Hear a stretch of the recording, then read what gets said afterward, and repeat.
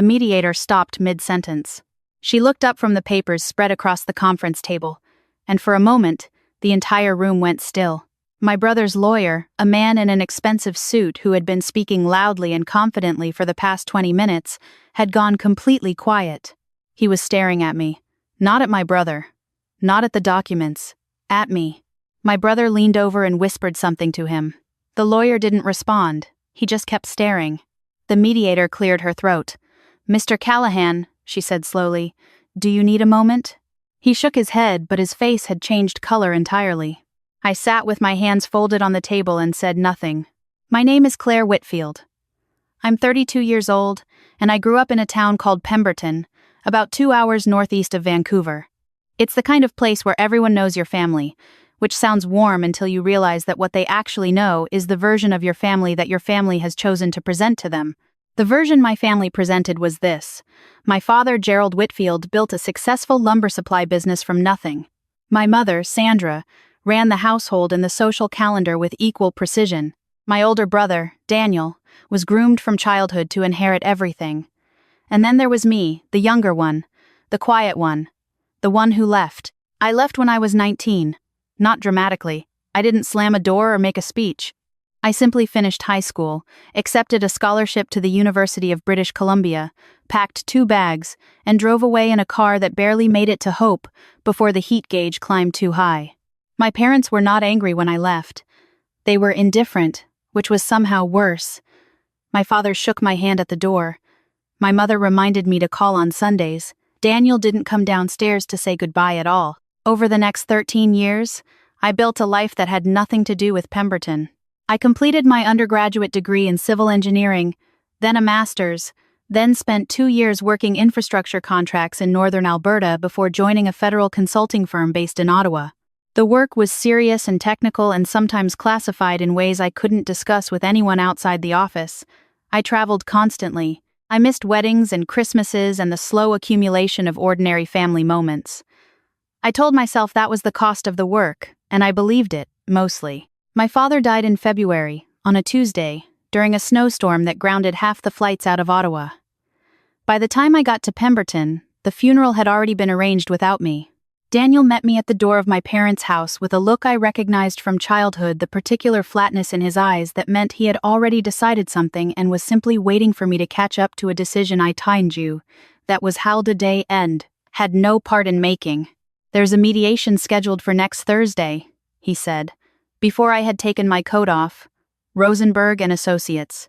You'll need to be there." I asked him what kind of mediation. "Estate," he said. "Dad left things complicated." My father's will, as it turned out, was not complicated at all. It was actually quite clear. He had left the family property, the house, the attached workshop, and the 2 acres behind it to be divided equally between Daniel and me. The business assets were separate and went to Daniel outright, which I had expected and had no interest in contesting. But the property split was apparently something Daniel had not anticipated and could not accept. In the weeks between the funeral and the mediation, he called me 4 times. The first call was informational. The second was persuasive. The third was pressure. The fourth, which came 2 nights before the meeting, was something else. "You haven't lived here in over a decade," he said. "You don't have any attachment to this place. You barely came back when Dad was alive. You don't get to swoop in now." I told him the will was the will. He said, "You are always just passing through this family, Claire. You never actually committed to anything here. Dad knew that. We all knew that." I didn't answer that. I let the silence sit on the line for a moment, and then I said goodnight, and I hung up. What Daniel didn't know, what no one in my family knew, because I had never found a reason to tell them and they had never found enough interest to ask, was that for the past 7 years, I had been quietly paying the property taxes on that house. My father had fallen behind during a difficult stretch in the business around 2019, and rather than let the municipality place a lien on the property, I had set up a direct payment arrangement with the township of Pemberton and covered it myself. $12,000 a year. $84,000 over 7 years. I had never mentioned it to anyone. I had also, in 2021, paid off the remaining balance on the workshop renovation my father had financed a loan he had taken from a credit union in Whistler that he hadn't told my mother about and that I had discovered by accident when I was helping. him sort through some paperwork during one of my rare visits. $43,000. I wired it from my account on a Thursday afternoon while sitting in an airport in Calgary, and my father thanked me by saying he'd pay me back when things picked up. They didn't pick up. He never paid me back. I didn't expect him to. $127,000 in total that I had quietly put into a property my brother was now telling me I had no right to. I didn't bring any of this up during Daniel's phone calls. I waited. The offices of Rosenberg and Associates were on the third floor of a building in downtown Whistler, which struck me as slightly theatrical, a 40-minute drive from Pemberton for a family dispute that could have been settled over coffee. But Daniel had chosen the firm, and the firm had chosen the venue. So I drove down on a gray March morning with a folder of documents on the passenger seat and arrived 8 minutes early. The receptionist offered me water. I took it and sat in a chair near the window and watched the mountains through the glass. Daniel arrived with his lawyer, Marcus Callahan, of Callahan Family Law in Vancouver, whose website I had looked at the night before. He was 50-something, silver-haired, the kind of man who seemed to occupy slightly more space than his physical body required. He shook hands with the receptionist, made a small joke that made her smile, and then turned toward the waiting area and saw me. I watched something shift in his face. It was brief, a flicker, a recalibration, and then he had his expression back in place, professional and smooth. But I had seen it. Daniel hadn't noticed. He was already moving toward the conference room. The mediation was led by a woman named Helen Park, who had the particular energy of someone who had spent years in rooms full of people who were not listening to each other and had made peace with that. She was calm and structured and kept things moving with a quiet efficiency I respected. Daniel's opening statement, delivered largely by Mr. Callahan, was built around a central argument. I had abandoned the family. I had been absent. I had no meaningful connection to the property. The fair and reasonable resolution was for Daniel to purchase my share at a below-market valuation, which Mr. Callahan described as generous given the circumstances. I listened to all of it without interrupting. When it was my turn to speak, I didn't have a lawyer. I had considered hiring one and decided against it. I opened my folder instead. Before we talk about valuation, I said, I'd like to enter some documents into the record. Helen Park nodded. I slid the first set of papers across the table, 7 years of property tax receipts, all paid by direct transfer from my personal account, with confirmation numbers from the township of Pemberton. Daniel looked at the papers. He looked at them for a long time. I wasn't aware of this, he said finally. I know, I said. I slid the second set across the credit union loan discharge, dated March 2021, showing the full remaining balance paid by electronic funds transfer. The name on the transfer was mine. Mr. Callahan picked up the papers. He was very quiet. Dad asked me not to mention the loan to anyone, I said, speaking to Helen Park rather than to my brother. I respected that. I'm mentioning it now because it's relevant to the claim that I had no meaningful connection to this property. Helen Park made a note. The total amount I've contributed to maintaining and protecting this property over the past 7 years, I said, is $127,000. I have the full transaction history here if it would be useful. The room was silent. Mr. Callahan set the papers down. He looked at me with an expression I couldn't quite read, something between professional reassessment and something more personal. Then he said, very quietly, "You're Claire Whitfield." It wasn't a question. "Yes," I said. "From the Dempster Highway project." I nodded. Daniel turned to look at his lawyer. "What does that mean?" Mr. Callahan didn't answer him right away. He was still looking at me. "The Federal Infrastructure Review," he said slowly. 3 years ago. The Northern Corridor Assessment. I led the structural evaluation team, I said. He sat back in his chair. My firm had a client in that process, a development group out of Fort McMurray.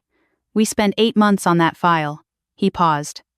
"Your report was the one that ended it. The site had significant permafrost instability," I said. "The development as proposed wasn't viable. I said so in the report." "You did," he said. He was quiet for a moment. Then, to my brother, he said, "Your sister is a senior infrastructure engineer with the federal government. She's led major assessment projects across 3 territories. Her work has been entered into parliamentary committee records." He picked up his pen and set it down again. "I don't think the absent and uninvested framing is going to hold up particularly well today." Daniel stared at him. "You're supposed to be on my side?" "I am on your side," Mr. Callahan said. That's why I'm telling you this now instead of letting you continue. Helen Park called a 15-minute break. Daniel and Mr. Callahan stepped out into the hallway. I stayed at the table and drank my water and looked at the mountains again. Through the glass partition, I could see my brother standing with his arms crossed, listening to his lawyer. At one point he shook his head. Then he stopped shaking his head and just stood there. When they came back, Daniel sat down across from me and his lawyer sat beside him, and the expensive confidence that had filled the room earlier was gone. My brother looked at the table for a moment. Then he looked at me. I didn't know about the taxes, he said. I know you didn't. Or the loan. No. He rubbed the back of his neck. Why didn't you say anything? All those years? I thought about how to answer that.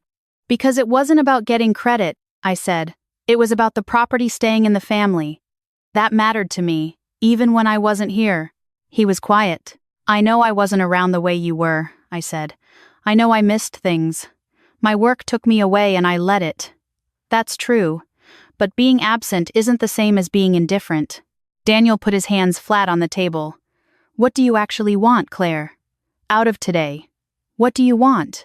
It was the first direct question he had asked me in years. Maybe ever. I don't want to sell the property, I said. I don't want to fight over it either. I want to know if there's a way to keep it in the family and use it like Dad intended as something both of us have a stake in. He looked at me for a long moment. Even now? After all of this? Especially now, I said. We were in that conference room for another 2 hours. Helen Park guided us through a structured conversation that was, at points, uncomfortable and honest and necessary in a way that none of our phone calls had been. Daniel talked about the pressure he'd felt to hold everything together after my father's health started declining. I talked about the particular loneliness of being the one who left, and always feeling like that choice had permanently categorized me in my family's eyes. Mr. Callahan said very little for most of it, which I thought was probably the right call. By the end, we had the outline of an agreement. Daniel would retain operational control of the property. I would retain a formal ownership share, documented and registered. Any future decision to sell would require mutual consent. The financial contributions I had made over the years would be acknowledged in writing, not as a debt but as a matter of record. It wasn't a perfect resolution. 13 years of distance doesn't collapse in an afternoon, but it was a real one. We walked out together into the parking lot. The clouds had moved and there was actual sunlight coming through, the kind of thin, sharp March light that feels like a promise rather than a guarantee. My brother stood beside his car and I stood beside mine, and for a moment neither of us said anything. Then he said, I didn't know you'd been doing all that. I know. It changes things. What I thought about. He stopped. Started again. I had this whole story in my head about what kind of person you were, what kind of sister you'd been. I thought it was accurate. It wasn't entirely wrong, I said. I was gone a lot. That part's true. But you were also there, he said, just in a way I couldn't see. I nodded. He looked toward the mountains for a moment. Mum's been asking about you, he said. She doesn't say it directly. You know how she is. But she asks if I've spoken to you. I'll call her, I said. You could come for dinner, he said. Next time you're out this way. If you wanted to. It was not an effusive invitation. It was not wrapped in apology or grand gesture. It was just an open door, offered a little awkwardly by someone who wasn't entirely sure it would be accepted. Which was, I thought, the most honest thing my brother had said to me in a very long time. I'd like that, I said. He nodded. He got in his car. I got in mine. I drove back toward Vancouver through the late afternoon light with the radio off and the folder of documents on the passenger seat, and I thought about what it means to love a family you don't always know how to live near, about how care doesn't always look like presents, about how some of the most important things you do for the people you love are the things you do without telling them, not because you want credit later, but because you want them to still have something worth coming home to. The mountains stayed in my rearview mirror for a long time. Eventually the road curved and they disappeared, and I kept driving. I called my mother that night. She answered on the second ring, which meant she'd been expecting it. We talked for an hour and a half longer than we'd talked in years. She told me about the garden. I told her about a project I was starting in the spring, up near Yellowknife. She said it sounded cold. I said it was, but the work mattered. Before we hung up, she said quietly, your father was proud of you, you know. He didn't always know how to say it. I didn't answer right away. I know, Mum, I said finally. I know.